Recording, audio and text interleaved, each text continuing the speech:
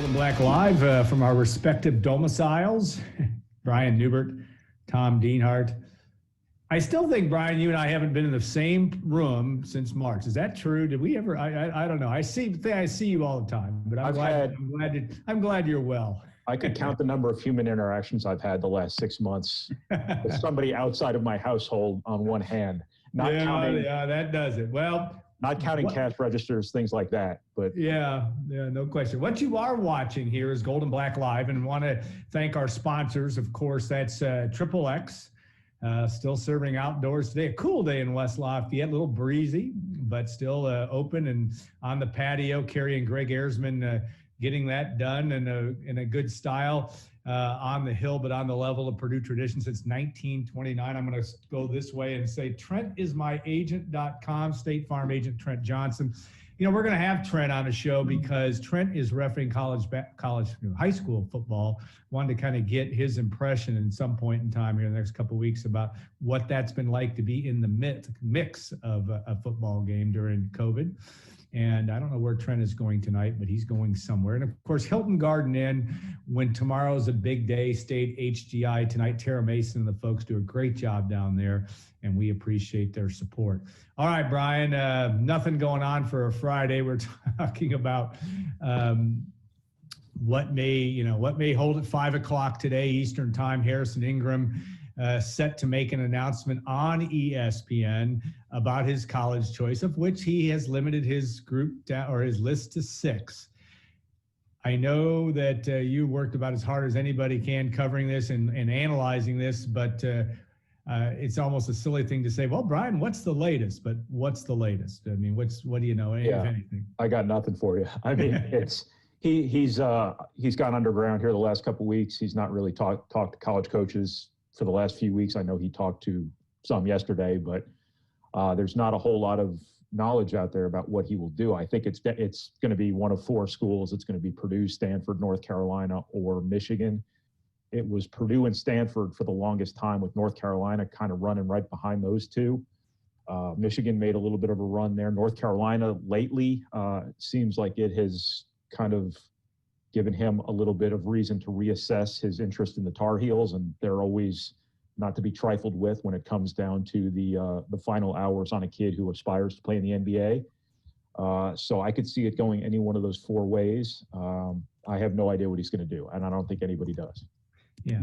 And, you look at the situation, and obviously Purdue trying to fill that class of 21. They've got Caleb First already. That's seems like old news. And yet it's dicey when you get to this level of kid. And I know Purdue fans are nervous because we have some radio silence, but that's just kind of the way this is going to be. Yeah, this is what you deal with when you recruit really, really, really good players. You deal with the anxiety of the decision-making process, and you are swimming with great whites here. You are in very, very deep waters, and it's not easy.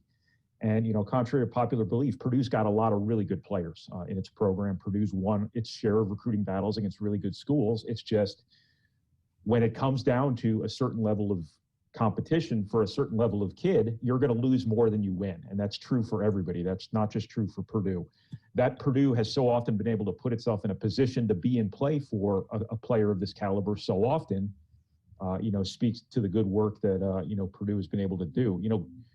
Good recruiting isn't always defined by who you get and who you don't. Ultimately, you're judged by who you get, but you can do a hell of a recruiting job and finish a close second to somebody, and that doesn't mean you didn't do a hell of a job recruiting him. And that will be very true if Purdue does not get Harrison Ingram, because the fact that Purdue is standing here on a 5-star kid, number 13 in the country, whatever he is, from Dallas, speaks to the really, really good job Purdue has done recruiting this kid, and all the kids like him that Purdue has not gotten and whatnot.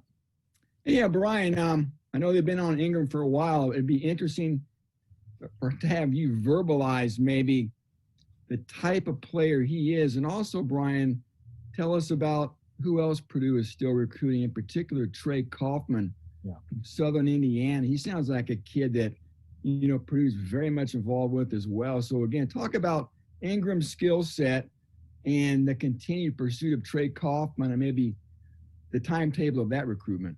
Yeah, well, to start off with what type of player Harrison Ingram is, I wish I'd seen him in person play more than I have. If had this been a normal summer, I would have gotten on a plane to go see him play somewhere or driven to Louisville back in the spring to watch him play a bunch of times. But what I know is he's kind of that traditional or that non-traditional, traditional positionless sort of player, sort of like a 6'7" Swiss Army knife who can do a lot of different things, can play inside, can play outside. Purdue's recruiting him as like a point guard. Purdue's system kind of decentralizes point guard responsibilities, but they'd want to put the ball in his hands and let him orchestrate offense, play offense through him, sort of that kind of Ty Jerome, George Niang type of guard some of those guys you've seen star in college basketball over the years. Very compatible with the NBA where you're seeing more and more positionless stuff. That's Purdue's ambition, is to make him a guard, put the ball in his hands, let him initiate offense. Other people might be recruiting him as like a stretch four because he is 6'7" with a good body and whatnot. But Purdue would like to put the ball in his hands and let him be a guard. To the second part of your question, who else is on the board? You just named the whole list, because there are two offers left out there basically, and that's Harrison Ingram and Trey Kaufman. And Trey Kaufman, a lot of people thought Purdue was out when Purdue got Caleb Furst. That was a reasonable thought at the time. I think never at that point in time could Purdue have imagined they'd be in a position to get both of them potentially. I think the fact what you've seen Trey Kaufman become this summer, he has become, whereas maybe a year ago he was like a 4-5, now I think he's more of a 4-3, where he's a guy who can play on the wing some. I think he's a guy who could really, really complement Caleb Furst really well. Those two guys could be almost the prototypical modern day front court, where two guys who could play all over the place with skill sets that really kind of complement one another. Purdue has a real shot at Trey Kaufman as well. Obviously, Indiana makes a lot of sense for him. I don't know that he views them as the better fit than Purdue. I know he's been into Purdue for a very long time. He's viewed Purdue as an almost ideal fit for him, his game, his personality, and the like. And I think Purdue has a really good shot to add him.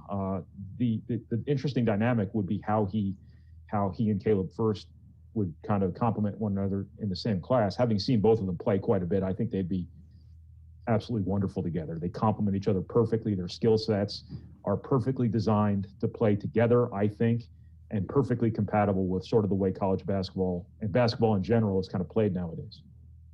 Yeah, you look at those guys, it is a high level, high stakes situation, and we'll know at least about Harrison Ingram's choice tonight or this afternoon, 5 o'clock Eastern on ESPN. All right, I'm going to switch gears now a little bit to the other news of the week. And of course, that is being the announcement that we're going to have college football, or at least that's the plan in the Big Ten, starting on the weekend of October 23rd and 24th. And Tom, I'll start with you. We're a couple days into this. It's now a thing that is going to happen. We are awaiting the schedule, which we think could drop today. Maybe the whole world is going to be in terms of media at 5 o'clock today. It appears that Purdue would play, we understand, will play the same schedule that they were originally scheduled to play. But go into a little more depth onto that and what you might expect and there's really only one game, at least the way I look at it, it's really up for grabs of who Purdue's going to play. And even that's not all that up for grabs. It seems like it's pretty much settled. Maybe the order isn't settled, though, when they'll play. Yeah, of course, Wednesday was the big day. The Big Ten announced, indeed, they were going to play a 2020 fall season. Big news, going to be a 9-game schedule. 8 of those games are on or will be scheduled, I should say. And like you said, Alan, those 8 Big Ten opponents will come from the 9 that were on Purdue's original 2020 12-game schedule. So again, expect Purdue to play all 6 Big Ten West opponents. And on that schedule, guys, the 3 crossover foes were Rutgers, Michigan, and Indiana. Obinski said that IU will probably be a foe for sure. So that's 7 games. So that 8th game, guys, will come down to Rutgers or Michigan. That's the only mystery, I guess. Which one do you think Purdue wants? And then, of course, the 9th game, guys, a real wild card. Going to be a fun weekend. They're going to match up East versus West, first place team versus first place team, second place team versus second place team, etc., so forth. Those games could be at domes, fellas. We don't know, at neutral sites. Stay tuned. Maybe that will be part of today's release, hopeful release, I should say. of the 2020 schedule. So a lot going on, fellas. Jeff Brom spoke this week. Just a couple quick things for people to be mindful of. This coming week, the team's still only really going to be in helmets and shorts. Jeff said that shells most likely will be put on September 28th, and you won't see your first full padded practice till September 30th, guys. And that corresponds with the beginning of the daily antigen testing. So we're still over a week away from this team really getting the pads on and getting into football shape. Yeah, and Brian, you know, the schedule, if it follows this, and I don't know for sure that it's going to, but, you know, Rutgers was a home game, which Purdue would need. Michigan was a road game, which Purdue already has 4 road games scheduled. So one would think that it will be Rutgers, which would be, if you're Jeff Brom, I suppose you're quietly cheering for that. Even though you're a New Jersey guy, Brian, what do you think, though?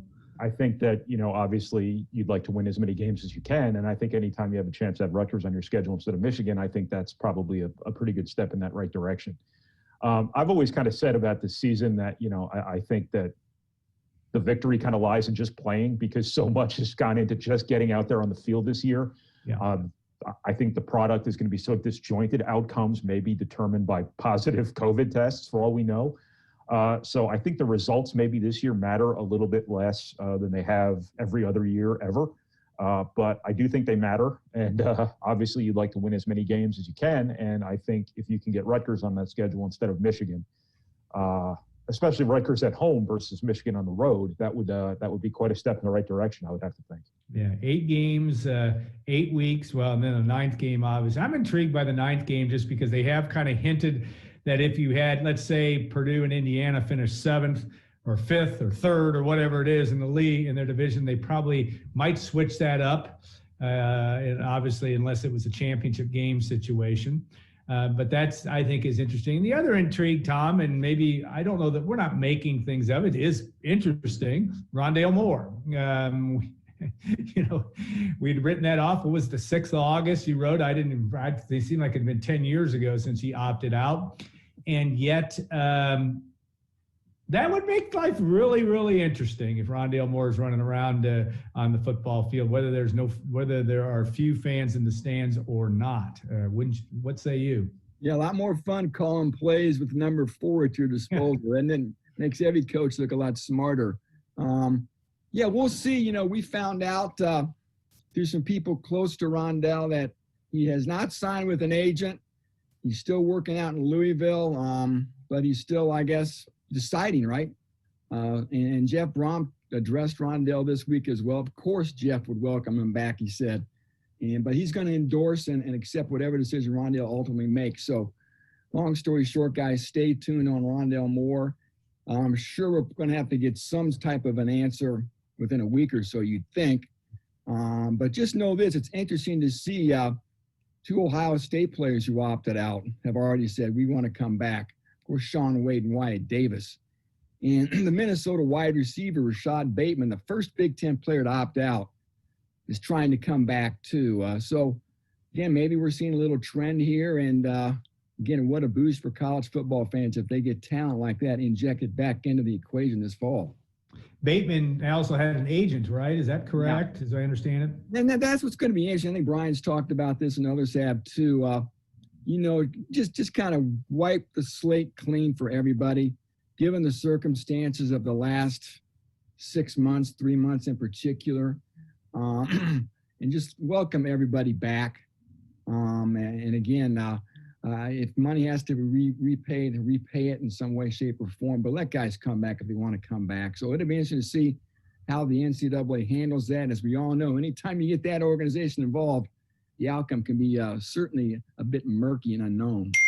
Brian, your spider senses are about as good as anybody I know. And yet I thought you wrote something, maybe in Boiling Over, I'm not exactly sure where I read it about.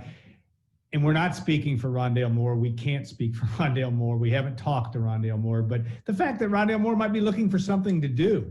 I mean, we know he's training. We know he's going to school and going to graduate, suppose, in his 2.5 years. That was the plan. But how do you look at this situation?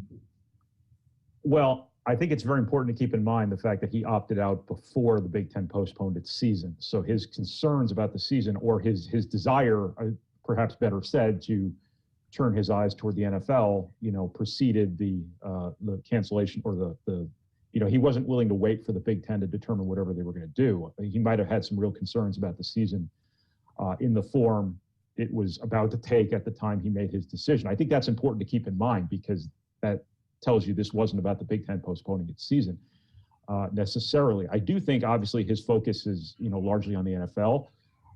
Obviously, he's training for the NFL. He's still going to graduate as well. But it is possible, too.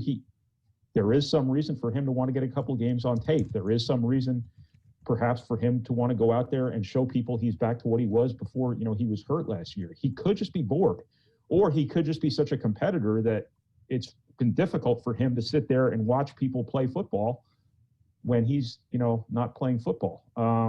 So I would say all outcomes are on the table here. I mean, I don't know if I'd necessarily expect him to come back, but even if he did come back, I mean, there is nothing saying that, if you come back, you have to play every game next season. If you play 3 games and you turn your ankle, I don't think anybody's going to blame you if you say, okay, guys, I'm going to tap out again here.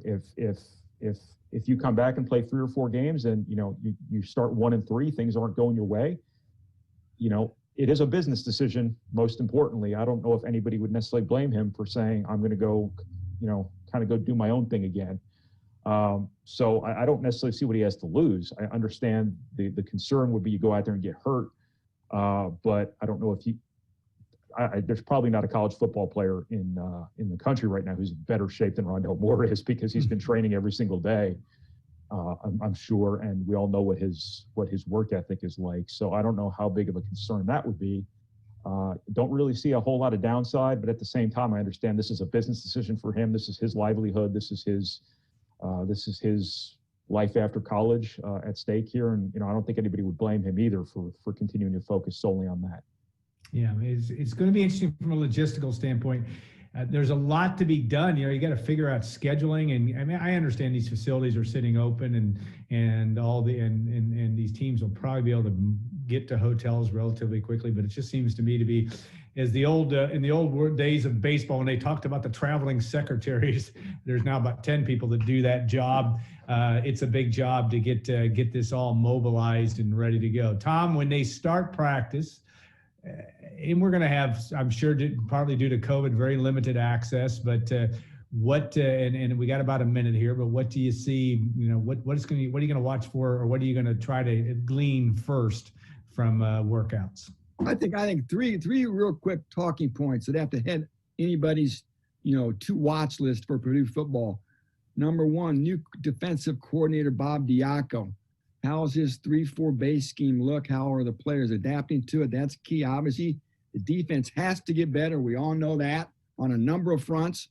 Number 2, the offensive line has seemingly been a work in progress ever since Jeff Rom walked in the door. He said there's more players ready to contribute and play right now on that line. It has to continue to mature. Purdue must get more physical up front. They must run the football better. Brom has said as much. And lastly, guys, special teams. There's a new coordinator, Marty Biaggi from North Texas. Jeff Rom's 4th special teams coordinator in 4 years. We all know more is needed there, and especially in the return game, fellas. Rondale Moore figured in there. Of course, he may not be the return man Biaggi and others envisioned. But again, the defense with Diaco, offensive line, special teams with Biaggi, those 3 areas, I think, should be the primary focus. All right, Tom, we're going to let you go. We are going to keep Brian on the line. We're going to take a 2-minute break and bring in Elliot Bloom, Director of Operations for Purdue men's basketball. Always an interesting conversationalist as well, and we look forward to that. Tom, have a good rest of the weekend. We'll be seeing more of you on Sunday Conversation, and probably reading more about you once this schedule comes to pass as well. So take a short break, Gordon. We'll take a 2-minute break and be back on Gold and Black Live.